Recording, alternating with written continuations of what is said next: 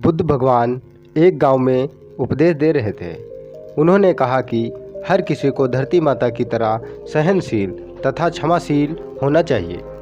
क्रोध ऐसी आग है जिसमें क्रोध करने वाला व्यक्ति दूसरों को जलाएगा तथा खुद भी जल जाएगा।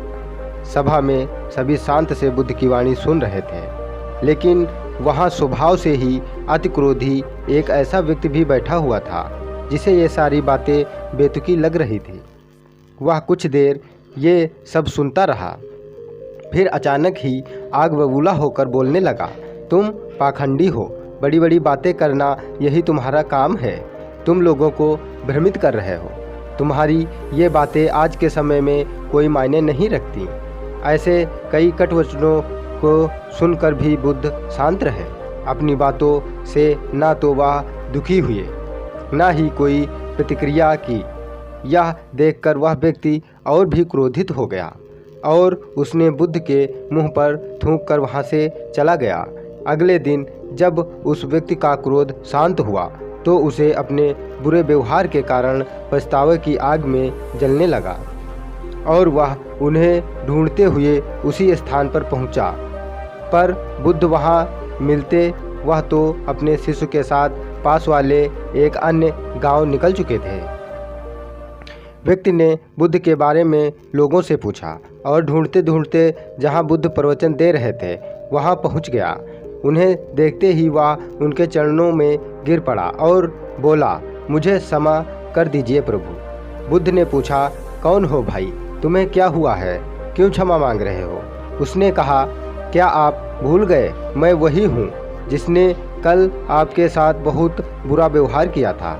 मैं शर्मिंदा हूँ, मैं मेरे दुष्ट आचरण की क्षमा याचना करने आया हूँ। भगवान बुद्ध ने प्रेम पूर्वक कहा, बीता हुआ कल तो मैं वही छोड़कर आया हूँ और तुम अभी भी वही अटके हुए हो। तुम्हें अपनी गलती का आभास हो गया, तुमने पश्चाताप कर लिया, तुम निर्मल हो चुके हो। अब तुम आज में प्रवेश करो।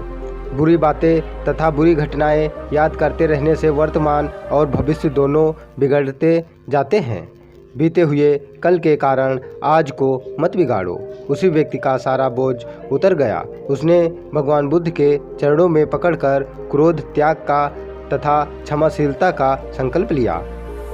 बुद्ध ने उसके मस्तिष्क पर आशीष का हाथ रखा। उस दिन से उसमें परिवर्तन आ गया और उसके जीवन में सत्य, प्रेम व करुणा की धारा बहने लगी।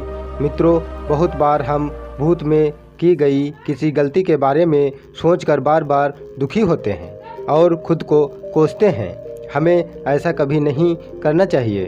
गलती का बोध हो जाने पर हमें उसे कभी ना दोहराने का संकल्प लेना चाहिए और एक नई ऊर्जा के साथ वर्तमान को सुदृढ़ बनाना चाहिए।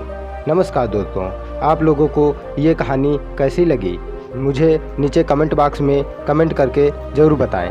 धन्यवाद।